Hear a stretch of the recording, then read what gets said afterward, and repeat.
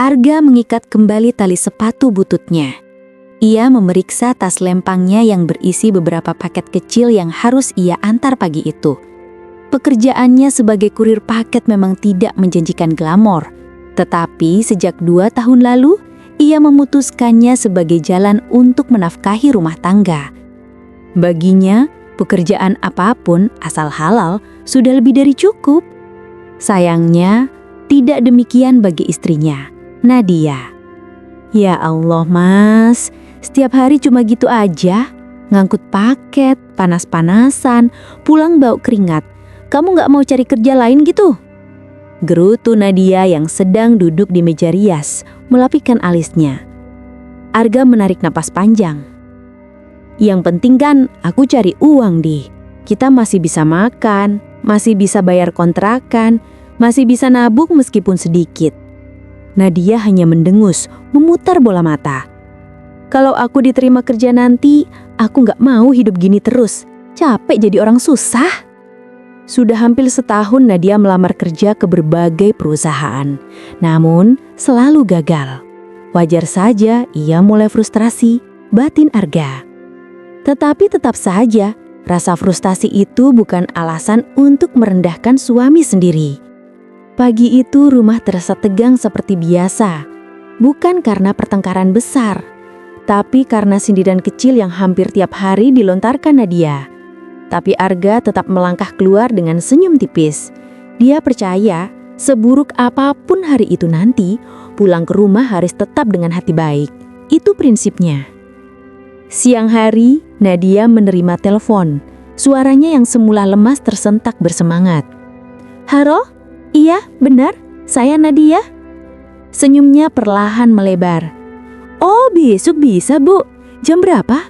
Baik-baik, terima kasih banyak. Begitu telepon ditutup, Nadia langsung berdiri sambil berteriak kecil. Aku dapat panggilan interview.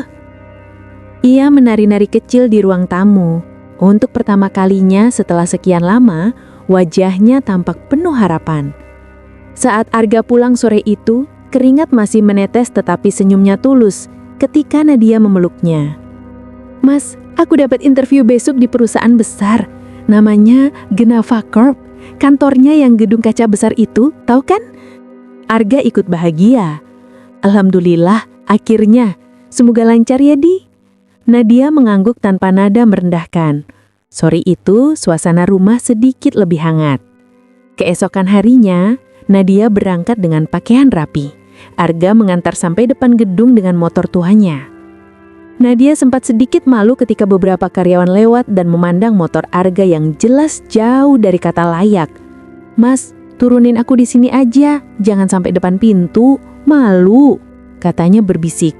Arga terdiam sejenak, tapi ia menuruti. Oke, semoga berhasil ya. Nadia hanya mengangguk tanpa menatap Arga.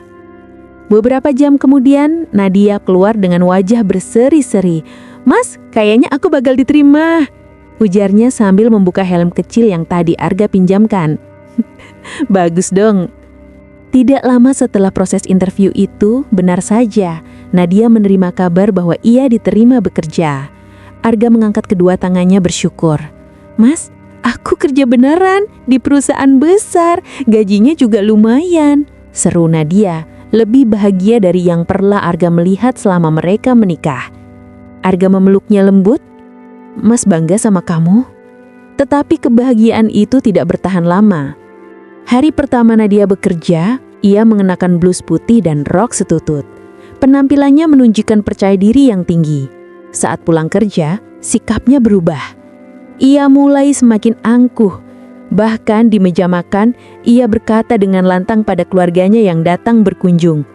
Ini loh, aku sekarang kerja di perusahaan besar. Kalian pasti tahu Genava Corp kan? Hitungannya udah lumayan elit buat posisi awal. Ibunya bercecak kagum. Wah, hebat kamu Nadia. Nadia menatap Arga sekilas lalu mendengus. Daripada cuma jadi kurir paket, ya kan mas? Katanya sambil tertawa kecil. Arga terdiam, tidak marah, hanya menunduk dan melanjutkan makan. Hari-hari selanjutnya, sikap Nadia semakin berubah. Setiap pulang kerja, ia bercerita panjang tentang kantornya. Tetapi, Bukan cerita kerja, lebih banyak pamer. Di kantor itu, Mas, semua karyawannya stylish, pada pakai tas mahal. Aku tuh malu pulang naik motor kayak gini. Nanti kalau aku udah naik jabatan, aku beli mobil sendiri. Arga hanya mengangguk. Ya, syukur kalau kamu bisa. Dan benar saja, entah bagaimana, baru 3 minggu kerja, Nadia mengabarkan sesuatu yang membuat Arga bingung. Mas, aku naik jabatan. Arga memandangnya lama. Sebentar, 3 minggu kerja terus langsung naik jabatan. Nadia tertawa sambil membetulkan rambutnya. Iya dong, kinerjaku bagus. Yoga? Maksudnya Pak Yoga, bos aku itu, bilang aku cepet belajar. Nama itu, Yoga, terdengar asing, tapi Arga tidak menaruh kecurigaan apapun. Ia hanya merasa aneh. Ya, bagus kalau kamu diapresiasi, kelihatannya. Nadia tersenyum sombong. Iya deh, di kantor aku diperlakukan beda. Kamu harusnya bangga punya istri seperti aku. Arga mengangguk meskipun hatinya sedikit tidak nyaman. Sampai akhirnya pola itu berubah semakin jelas. Nadia mulai sering pulang telat. Lembur, posisi baru butuh tanggung jawab lebih besar. Tambahnya, beberapa kali Arga menunggu sampai jam 11 malam. Tetapi Nadia baru pulang dengan parfum yang berbeda dari pagi tadi. Ia menjelaskan, dikasih sampel parfum kantor, Mas, biar kelihatan fresh. Arga ingin percaya. Namun di belakang punggung Nadia, desas-desus mulai terdengar. Rekan kerja Nadia yang pernah Arga antar pulang suatu hari berbisik lirih sebelum turun dari motor. Mas, hati-hati sama Nadia. Di kantor banyak yang ngomongin dia. Tapi, ya sudahlah. Aku gak enak ikut campur. Kalimat itu terus menggema di kepala Arga selama berhari-hari. Hari itu Arga mendapat tugas mengantar paket ke alamat gedung besar di pusat kota. Ketika melihat alamat lengkapnya, nafasnya tercekat. Genava Corp, kantor Nadia. Arga tiba di lobi dan menyerahkan paket pada resepsionis. Namun sebelum ia pergi, sebuah mobil hitam mengkilap berhenti di depan pintu gedung. Dari dalam, Nadia turun dengan tawa lebar bersama seorang pria gagah berkemeja formal dengan jas rapi. Pria itu menatap Nadia seperti seseorang yang sudah sangat dekat dengannya. Arga terpaku, paket di tangannya hampir jatuh. Itu Yoga, bosnya. Nadia menoleh sekilas pada Arga dan alih-alih panik, ia justru menarik lengan juga dan berbisik cepat, "Abaikan, itu cuma kurir." Yoga mengangguk santai. Arga melangkah mendekat, suaranya serak. Nadia. Namun Nadia membelatak mata, menatapnya dengan dingin. Saya nggak kenal kamu. Suara itu menusuk lebih dalam daripada pisau manapun. Yoga memberi isyarat kepada security. Tolong usir orang ini, mengganggu. 2 security besar bergerak mendekat. Pak, silakan keluar, jangan ganggu karyawan di sini. Arga mundur, tidak bisa berkata apa-apa. Nadia sempat terlihat gugup sebentar, namun wajahnya cepat berubah datar, bahkan sinis. Dalam 1 detik, semua yang Arga pertahankan runtuh. Rumah tangga, harga diri, kepercayaan, dan itu baru permulaan. Angin malam terasa jauh lebih dingin ketika Arga pulang dari kantor Nadia hari itu. Motor tuanya melaju pelan seolah ikut menahan beban yang menghimpit dadanya. Di lampu merah, ia berhenti dan memejamkan mata sesaat. Bayangan Nadia turun dari mobil bersama Yoga masih terus berputar di kepalanya seperti rekaman yang sulit dihentikan. Ia tidak pernah membayangkan akan disangkal seperti itu. Tidak pernah membayangkan istrinya sendiri akan berpura-pura tidak mengenalnya. Dan lebih dari itu, ia tidak pernah membayangkan Nadia menendangnya keluar dari kehidupannya begitu saja, seolah Arga bukan siapa-siapa. Ketika sampai di rumah kontrakan kecil mereka, lampu masih mati. Nadia belum pulang. Arga duduk di kursi kayu ruang tamu. Hening. Hanya jam dinding yang terdengar. 1 jam, 2 jam, 3 jam. Hingga akhirnya sekitar pukul 11 lewat, suara motor berhenti di depan rumah. Nadia masuk sambil membawa tas kerja, wajahnya datar. Arga berdiri. "Di, kita perlu bicara." Nadia menghela napas panjang seakan lelah. "Mas, aku capek. Jangan mulai drama." Arga menatapnya, mencoba menahan nada suaranya tetap stabil. Tadi aku ke kantormu, aku lihat kamu turun dari mobil bareng Pak Yoga. Nadia berhenti membuka heelsnya. Ia memutar tubuh perlahan, kemudian menyilangkan tangan. Terus, emang kenapa? Kenapa kamu bilang gak kenal aku? Kenapa kamu suruh security usir aku? Nadia mengangkat dagu, ekspresinya sinis. Mas, itu kantor profesional. Aku gak mau kelihatan menjalani hidup murahan. Kamu datang bawa motor butut, baju kaos lusuh, lagi ngangkut paket. Gimana gak bikin malu? Arga terpaku. Kata-kata itu menyengat lebih dari pengkhianatan apapun. Aku suami kamu, Di, ucap Arga lirih. Nadia mengangkat alis. Dulu, iya. Sekarang, aku udah berkembang. Aku punya hidup lebih baik. Mas tetap di tempat. Arga menahan napas dalam-dalam. Dan Yoga, kamu sudah sejauh apa sama dia? Nadia mengalihkan pandangan, tapi senyumnya tidak bisa disembunyikan. Yoga cuma baik sama aku. Dia ngerti aku. Dia bantu aku naik jabatan. Beda sama kamu. Arga menatapnya dengan mata memerah. Jadi, kamu naik jabatan karena Yoga? Nadia merapikan rambutnya dengan santai. Mas gak akan ngerti lingkungan kantor. Yang penting, aku naik posisi. Itu proses. Suka gak suka, dunia itu keras. Arga menarik napas panjang, menunduk. Jadi, kalau gitu, jujur aja. Kamu selingkuh sama dia? Nadia tidak menjawab. Ia hanya mengambil tasnya dan masuk ke kamar. Mas, tidur di luar. Pintu kamar tertutup. Arga duduk di lantai. Dunia seolah mengecil, menekan dan menenggelamkannya dalam gelap yang tidak ada celah. Beberapa minggu berikutnya, keadaan semakin memburuk. Nadia hampir tidak pernah bicara. Jikapun bicara, hanya untuk menyindir atau mengkritik. Ia pulang makin larut, sering membawa aroma parfum yang berbeda setiap hari. Wajahnya semakin bersinar, semakin modis, semakin penuh percaya diri. Berbeda jauh dari sebelumnya. Arga tetap mencoba menjaga rumah tangga. Ia masih memasakkan makanan, mencuci pakaian Nadia, dan menyiapkan sarapan. Namun Nadia jarang menyentuh makanan itu. Mas, aku gak bisa makan makanan rumah terus. Kantor sering makan di luar, katanya sambil memeriksa ponselnya tanpa memberi perhatian sedikit pun. Arga tetap tenang meski hatinya terus digerogoti rasa sakit. Sampai suatu malam, Nadia pulang dalam keadaan mabuk ringan. Seseorang mengantarnya dengan mobil hitam yang sangat Arga kenal. Pintu mobil terbuka. Yoga keluar dan memapah Nadia yang tertawa kecil sambil memukul pelan pundaknya. Arga keluar rumah, berdiri di depan pagar. Yoga menatap Arga dari atas ke bawah tanpa rasa bersalah sedikit pun. Mas Arga ya? Aduh, gak usah cemburu. Nadia cuma habis acara kantor. Nadia menoleh sambil tersenyum miring. Mas, jangan lebay. Kita cuma makan malam sama tim. Yoga cuma baik. Tapi kamu mabuk, Di. Itu salah aku. Nadia menatapnya tajam. Udah mas, jangan sok ngatur. Aku udah capek. Yoga terkekeh pelan lalu mengangguk pada Nadia. Aku balik dulu ya.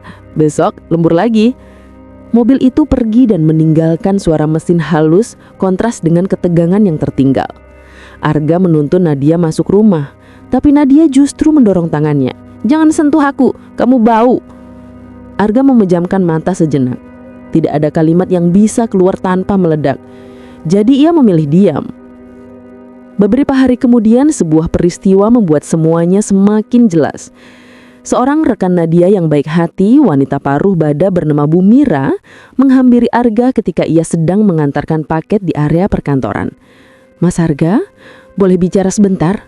Wajahnya tampak gelisah. Arga mengangguk. Ada apa, Bu? Bu Mira menatap sekitar memastikan tidak ada yang mendengar. Mas, Nadia itu sudah jadi bahan omongan satu kantor. Semua orang tahu dia dekat sama Pak Yoga. Arga diam. Ia sudah menduganya, tapi mendengar langsing membuat dadanya serasa direnggut. Orang-orang bilang kenaikan jabatannya bukan karena kerja. Mas pasti paham maksud saya. Lanjut Bu Mira pelan. Arga mengangguk lirih. Saya ngerti, Bu. Tapi mas, harus hati-hati. Yoga itu orang licik. Banyak perempuan sebelum Nadia yang dia permainkan. Arga menelang ludah. Makasih, udah kasih tahu. Bu Mira memegang lengannya sesaat. Mas, Nadia mungkin lupa diri, tapi saya yakin Mas orang baik. Jangan biarkan dia jatuh sendirian. Arga mengangguk dengan tatapan kosong. Saat dia berjalan pulang, seluruh kata Bu Mira terus menggema. Nadia dipermainkan. Nadia bukan yang pertama. Nadia bahan omongan satu kantor. Arga merasa campuran antara marah, sedih, dan kasihan. Tapi satu hal yang pasti, ini bukan lagi sekedar retakan. Ini sudah hancuran yang tidak bisa ia hindari. Dan kehancuran itu mencapai puncaknya seminggu kemudian. Suatu sore, Arga pulang lebih awal dari biasanya karena rute pengiriman lebih sedikit. Ia membuka pintu rumah dan mendapati Nadia sedang menelpon seseorang dengan suara pelan. Gak usah takut, Jong. Iya, nanti malam aku ke apartemenmu. Iya, aku bilang aja ke Arga kalau aku lembur. Arga berhenti di depan pintu. Dada terasa sesak. Nadia melanjutkan dengan tawa kecil yang dulu hanya Arga yang bisa membuatnya tertawa seperti itu. Kamu itu manja banget.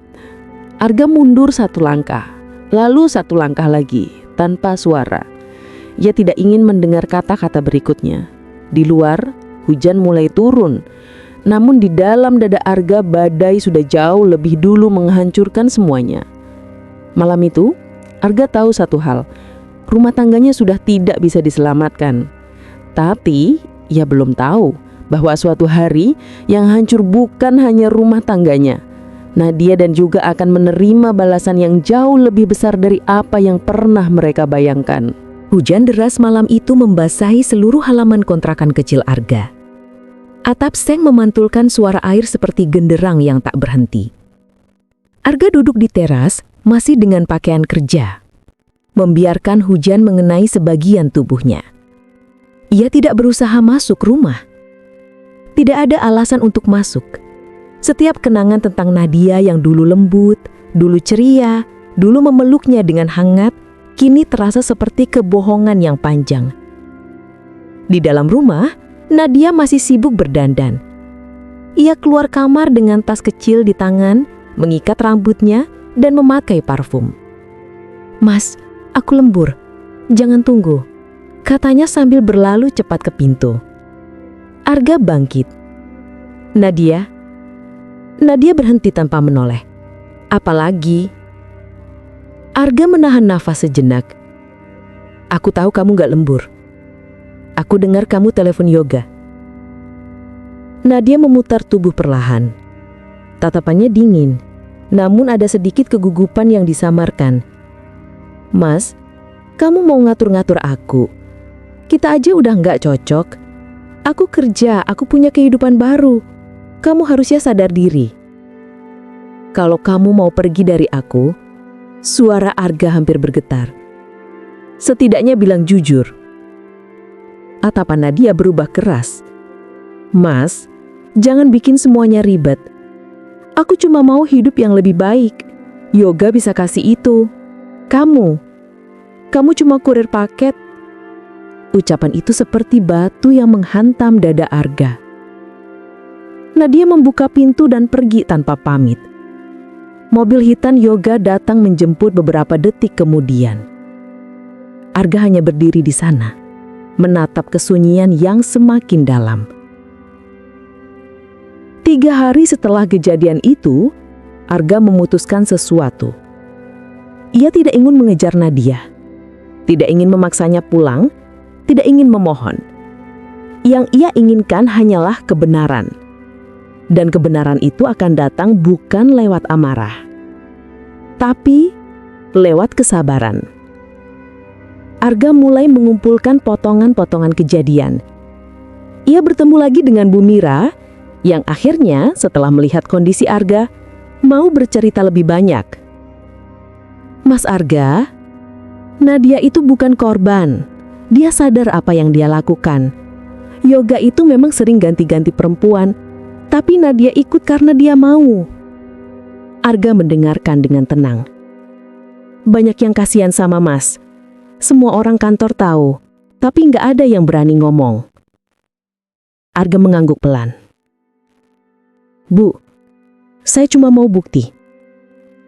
Bu Mira menatapnya lama, lalu membuka ponselnya. Ia memperlihatkan beberapa foto yang diambil diam-diam dari lantai kantor. Nadia dan Yoga makan berdua di restoran dekat kantor. Yoga menggenggam tangan Nadia. Ada juga foto mereka pulang bersama. Nadia tertawa sambil bersandar di pundak Yoga. Arga menatap foto-foto itu tanpa mengedip. Bukan karena kaget. Ia sudah tahu. Tapi kebenaran itu tetap menyakitkan meski sudah diprediksi. Bu, boleh saya simpan fotonya? Bu Mira mengangguk. Ambil, Mas. Semoga Mas bisa ambil keputusan yang benar. Arga mengucapkan terima kasih. Tapi langkahnya pulang malam itu bukan langkah orang yang kalah. Ada sesuatu yang mulai tumbuh dalam dirinya. Bukan dendam, tapi tekad untuk membiarkan kebenaran berbicara sendiri. Dan waktu yang menyingkap segalanya sudah semakin dekat. Sementara itu, di sisi lain kota, kehidupan Nadia justru semakin liar. Ia semakin sering menginap di apartemen Yoga, bahkan beberapa kali tidak pulang sama sekali. Ketika pulang pun, hanya untuk mandi, ganti pakaian, dan pergi lagi. Yoga memanjakannya dengan barang-barang mewah, tas, parfum, sepatu, jam tangan. Nadia merasa dirinya naik kelas. Di kantor, ia berjalan dengan dagu terangkat tinggi. Rekan kerja menatapnya dengan tatapan sinis, tapi ia tidak peduli. Baginya yoga adalah jalan pintas menuju kehidupan yang ia inginkan. Namun, ia tidak sadar bahwa yoga juga sedang menggunakan dirinya sebagai permainan. Suatu sore Nadia memasuki ruang kerja yoga tanpa mengetuk. Yoga sedang menelpon seseorang, wajahnya serius. Ya, aku setuju. Promosi bulan depan, iya. Kandidatnya bukan Nadia. Terlalu cepat. Dia terlalu menuntut. Cari yang lain. Oke. Nadia terpaku. Dunia seolah berhenti. Yoga menoleh dan tersentak. Nadia, kamu udah lama di situ? Nadia mengatur nafas.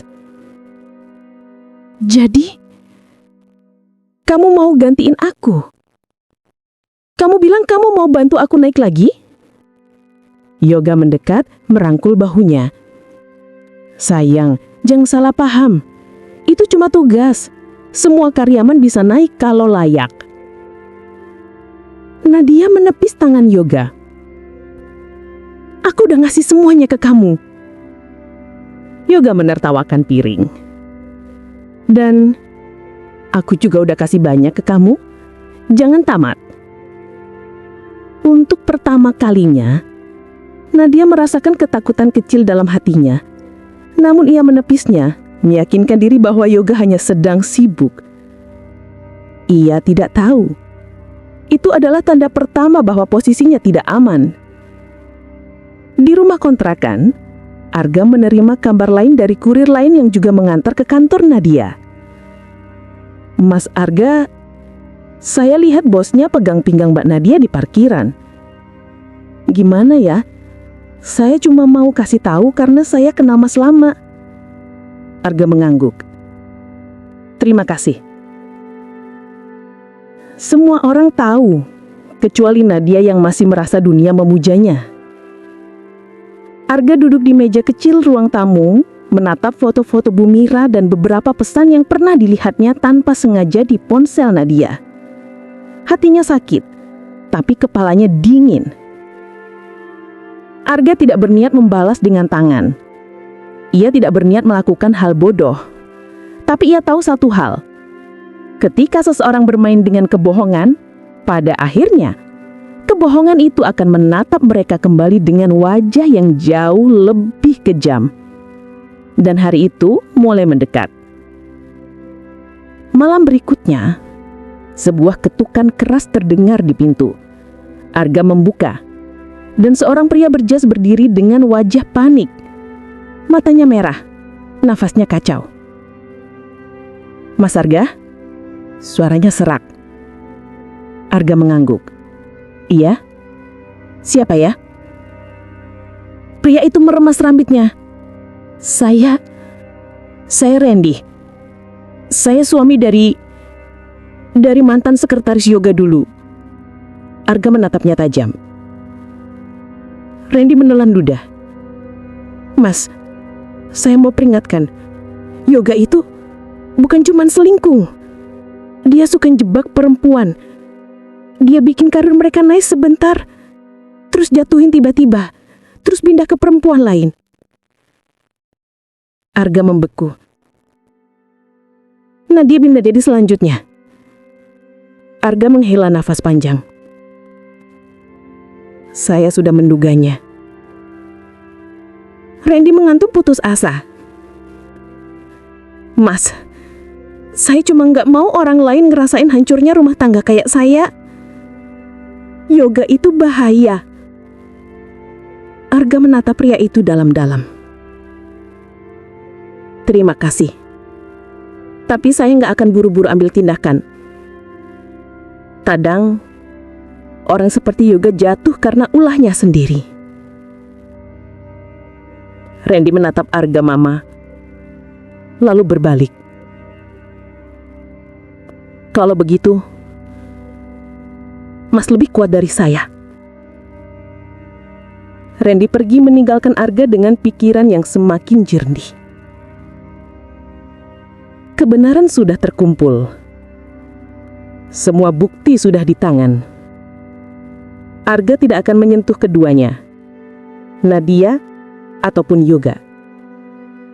Dunia kerja, reputasi, dan hukum sosial yang akan mengadili mereka. Dan waktu itu, tanpa mereka sadari, sudah tiba di depan pintu. Pada hari Jumat yang cerah, sebuah kejadian besar mengguncangkan kantor Genava Corp. Di tengah rapat besar bulanan, seorang auditor independen mengumumkan hasil penyelidikan. Yoga terlibat dalam manipulasi anggaran proyek untuk kepentingan pribadi. Ruang rapat sunyi. Yoga membelalak. Nadia yang duduk beberapa baris di belakangnya ikut terkejut. Laporan lengkap ditampilkan, disertai foto-foto, rekaman transaksi, dan bukti percakapan internal. Ruang HR perusahaan sore itu dipenuhi ketegangan. Satu persatu, karyawan dipanggil untuk dimintai keterangan terkait skandal Yoga. Ketika nama Nadia dipanggil, suasana berubah hening. Nadia melangkah masuk dengan wajah pucat. Sedikit riasan yang masih menempel tak mampu menutupi rasa takut yang merayap di wajahnya. Dua manajer senior duduk di depan, bersama perwakilan HR.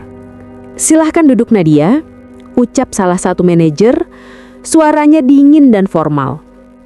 Nadia duduk perlahan. Manajer HR membuka map tebal berisi laporan. "Kami memanggil Anda untuk klarifikasi terkait kedekatan Anda dengan Yoga dan kenaikan jabatan yang Anda terima." Nadia menelan ludah. Saya dapat jabatan itu karena kinerja saya. Yoga cuma bantu arahkan." Begitu, HR mengangkat satu foto di atas meja. Foto saat Nadia bersandar di bahu Yoga. Lalu rekaman pesan singkat dari ponsel Yoga yang berisi janji promosi sebagai imbalan. Nadia nyaris tidak bisa bernapas. "Ini cukup jelas," kata salah satu manajer. "Anda mendapatkan posisi tanpa proses resmi, dan hubungan pribadi Anda dengan Yoga masuk kategori konflik of interest." Nadia menggeleng cepat. "Tidak, Yoga yang mulai duluan. Dia bilang dia akan bantu karir saya." Begitu, HR mengangkat foto keempat di atas meja. Foto saat Nadia bersandar di bahu Yoga. Lalu rekaman pesan singkat dari ponsel Yoga yang berisi janji promosi sebagai imbalan. Nadia nyaris tidak bisa bernapas. "Ini cukup jelas," kata salah satu manajer. "Anda mendapatkan posisi tanpa proses resmi, dan hubungan pribadi Anda dengan Yoga masuk kategori konflik of interest." Nadia menggeleng cepat. Tidak, Yoga yang mulai duluan. Dia bilang dia akan bantu karir saya. Kami juga punya laporan bahwa Anda sering pula menggunakan mobil Yoga. Bahkan pernah menginap di apartemennya pada jam kerja. Ini pelanggaran berat. Nadia tidak tahu bagaimana membantah. Semua jalan tertutup. Kalimat terakhir HR membuat tubuh Nadia gemetar. Mulai hari ini, Anda dibebas tugaskan sementara sambil menunggu keputusan direksi. Kemungkinan terburuk, Anda bisa dipecat dengan catatan buruk yang akan mengikuti Anda seumur hidup. Dunia Nadia runtuh begitu saja. Di luar gedung, Nadia berjalan terseok menahan air mata yang sudah tidak tertahan. Rekan-rekan kerjanya memandang dengan tatapan yang sangat ia kenal. Tatapan merendahkan yang dulu sering ia berikan kepada Arga. Kini semua itu kembali kepadanya seperti bayangan buruk. Seseorang menepuk bahunya. Bu Mira. Nadia, suaranya lembut, tidak menghakimi. Saya sudah bilang dari dulu, Yoga gak pernah serius sama siapapun. Nadia hanya mampu menangis. Dan Mas Arga, dia suami yang baik. Kamu kehilangan orang yang benar-benar sayang sama kamu. Nadia memejamkan mata, menutup wajahnya dengan kedua tangan. Untuk pertama kalinya sejak ia menginjakkan kaki di gedung perusahaan itu, ia merasa benar-benar sendirian. Sore itu Nadia pulang dengan langkah menyeret.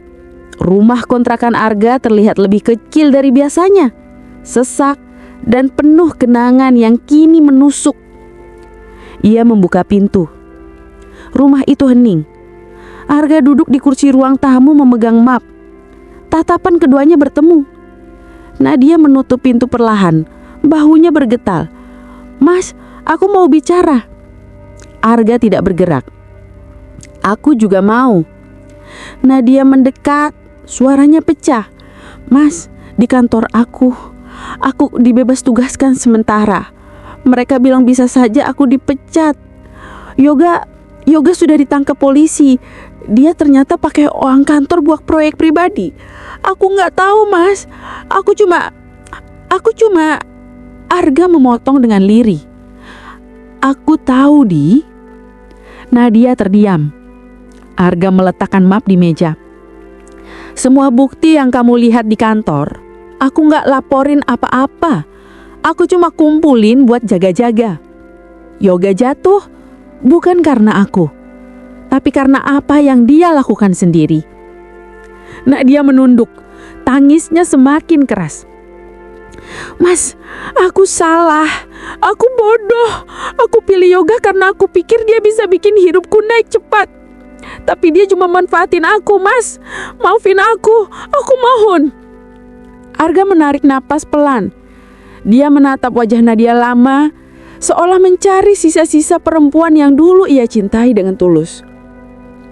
Di, ucap Arga pelan namun tegas. Kamu jatuh bukan karena aku. Kamu jatuh karena pilihanmu sendiri. Nadia menangis semakin keras, berlutut di hadapan Arga. Mas, aku gak punya siapa-siapa lagi.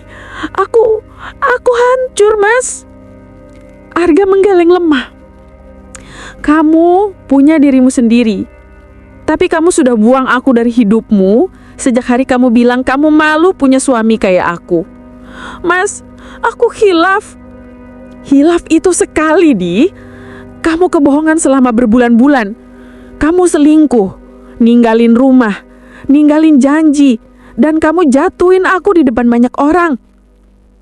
Nadia memejamkan mata. Tubuhnya bergetar hebat. Arga berdiri, bukan dengan marah, tapi dengan keputusan. Aku tanda tangan berkas ini pagi tadi, ucap Arga sambil memberikan map. Nadia membukanya. Surat perceraian. Nadia tangis Nadia pecah semakin keras. Mas, jangan. Aku mohon. Aku masih sayang sama Mas. Aku butuh Mas. Arga menatapnya dalam-dalam. Matanya penuh ketenangan yang menyakitkan. Cintaku sudah kamu matikan, Di. Yang kamu lihat sekarang cuma sisa orang yang bertahan karena janji. Tapi janji itu sudah kamu hancurin duluan. Nadia terjatuh ke lantai, memukul dadanya sendiri sambil menangis. Arga berjalan menuju pintu sambil mengambil tasnya. Aku pindah ke kontrakan teman kerja. Kamu bisa tinggal di sini sampai prosesnya selesai. Nadia merangkak mengejar Arga. Mas, jangan tinggalin aku, Mas. Arga berhenti di pintu, tidak menoleh. Kamu tinggalin aku duluan. Lalu ia berjalan pergi, dan pintu menutup pelan. Suara yang lebih menyakitkan dari teriakan apapun. 2 minggu kemudian, kehidupan berubah drastis. Yoga resmi ditahan polisi. Skandalnya memenuhi berita lokal. Perusahaan mengumumkan perombakan besar-besaran, termasuk pemecatan Nadia. Namanya rusak, reputasinya hancur. Lamaran kerja yang ia kirim ditolak bahkan sebelum wawancara. Ia tidak bisa keluar rumah tanpa merasa ditatap oleh tetangga. Tidak ada seorang pun membela. Semua teman kerjanya menjauh. Sementara itu, Arga justru berkembang. Kepala cabang tempatnya bekerja memberi kabar bahwa Arga mendapat rekomendasi untuk mengikuti program kenaikan posisi. Bukan karena belas kasihan, tapi karena kerja kerasnya selama ini. Arga menerima kabar itu dengan syukur yang sederhana. Ia tidak menghentikan Nadia, tapi ia juga tidak punya sedikit pun niat kembali. Ia memilih masa depan yang sehat, jauh dari kebohongan, jauh dari penghinaan, jauh dari luka masa lalu. Suatu sore saat Arga sedang mengecek paket di gudang, seorang kurir baru menghampirinya. Mas Arga, ada yang mau ketemu di depan. Arga keluar. Nadia berdiri di luar pagar. Tubuh lebih kurus, mata cekung, wajah tanpa riasan. Tangannya gemetar memegang map. Mas, suaranya pelan. Ini surat-surat dari pengadilan. Kita resmi berpisah. Arga mengangguk-angguk. Makasih sudah urus. Nadia menelan tangisnya. Mas, aku cuma mau bilang semoga Mas bahagia. Aku nyesel, Mas. Angin sore meniup rambut Nadia yang kusut. Sudah tidak ada kesombongan, tidak ada keangkuhan, tidak ada hinaan. Yang tersisa hanya wanita yang kehilangan segalanya karena pilihannya sendiri. Arga mengangguk pelan. Jaga diri baik-baik ya, Di. Nadia menatapnya terakhir kali. Tatapan penuh luka yang tidak pernah ia bisa sembuhkan. Lalu berbalik dan pergi perlahan. Arga menatap punggung Nadia yang menjauh.